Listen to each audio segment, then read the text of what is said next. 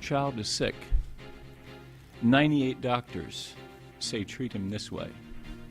2 say no, this other is the way to go. I'll go with the 2.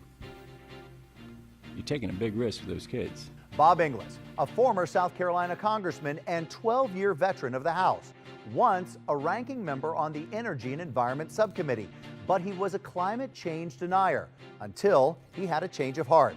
And now he views climate change as one of the most pressing issues on our planet. That won him the Profile and Courage Award from the JFK Library. Inglis is a lifelong conservative Republican, and now he's on a mission to convince other Republicans climate change is real. Bob, let's go back to the beginning. You, at some point in your career, didn't understand and didn't believe in the science of climate change. So talk to me about where your belief structure did come from at that time.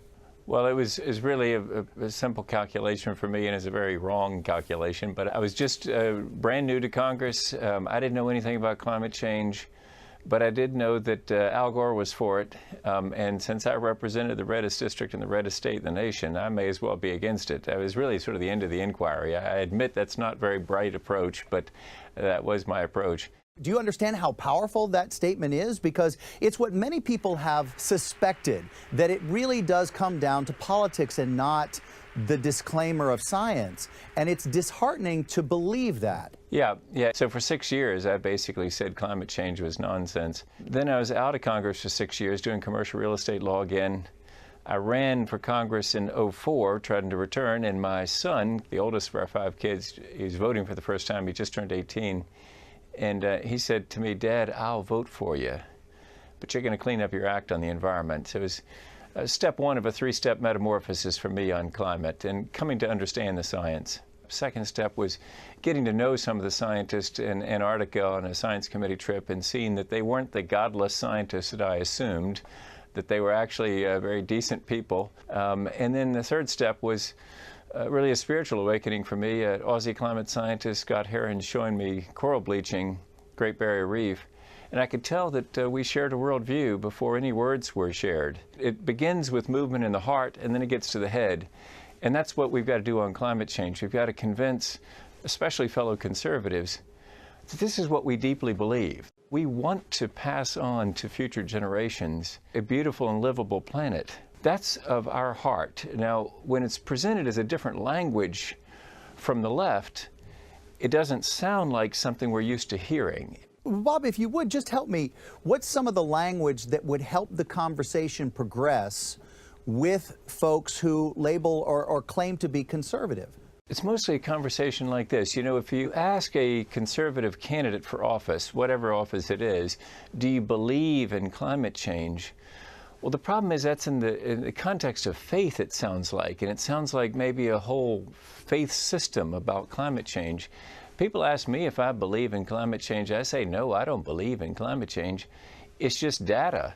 My faith informs my reaction to the data, but I don't need a new religion called climate change. So the word believe immediately becomes a belief structure, a value structure for you if you use the word believe. Yeah, and so a better question, I think, Sam, is to ask a conservative candidate, can free enterprise solve climate change? That's a very different question. And, you know, we conservatives believe that free enterprise can solve problems you don't even have. So put that way, then people can entertain the question, answer it in the affirmative in front of the most conservative crowd, because of course free enterprise can fix this. What we have here is a problem of economics that has an environmental consequence. All the costs aren't in.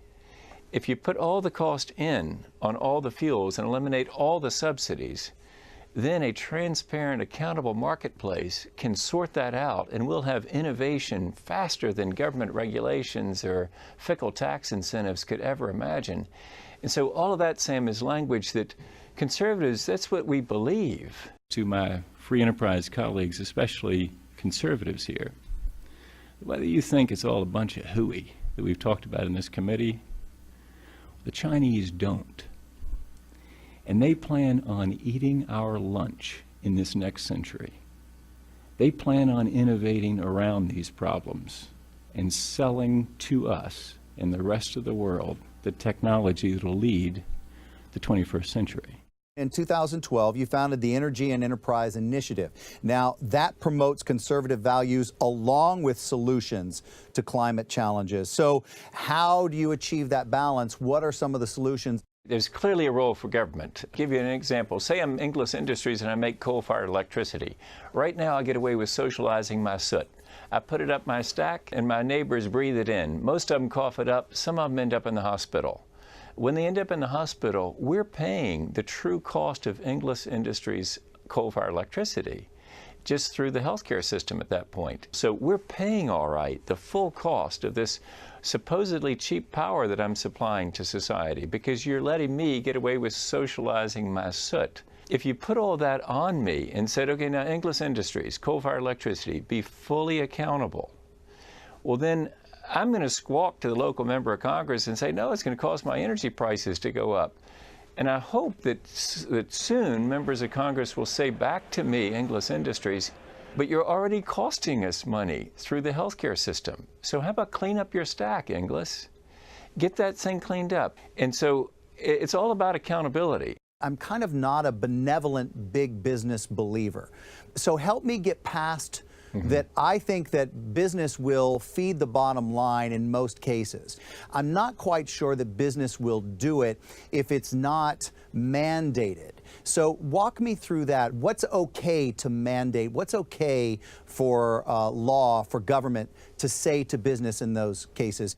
Yeah, great question. Yeah, it's very important to mandate, yes, to require that all the costs be in on all the fuels. At that point, it's in the fuel system, and the fuels are now priced at their truer cost.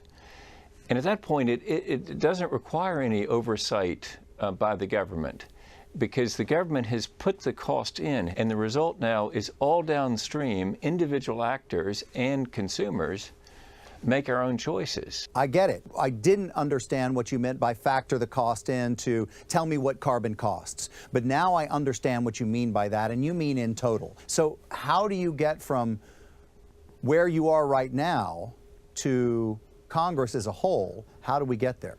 Here's a truth I learned in Congress. We all think Congress doesn't listen to us, but actually they listen very carefully. And once they start hearing, especially young conservatives saying, you know, we've got a larger claim on the future than the grumpy old folks that have been sort of running the grumpy old party. How about let's turn this into the grand opportunity party? At that point, things will begin to change in the political process. I admit they're not changed yet, but it's coming. Things are beginning to change among conservatives, especially young conservatives are realizing that if our movement, if our conservative principles are going to have application in the future, we've got to address this biggest challenge we face, which is what to do about climate change. The culprit behind global warming, or one of them scientists say, is carbon dioxide released into the atmosphere. But what if you could turn all that CO2 into something useful? Coming up, one foundation is offering millions of dollars if you have the answer.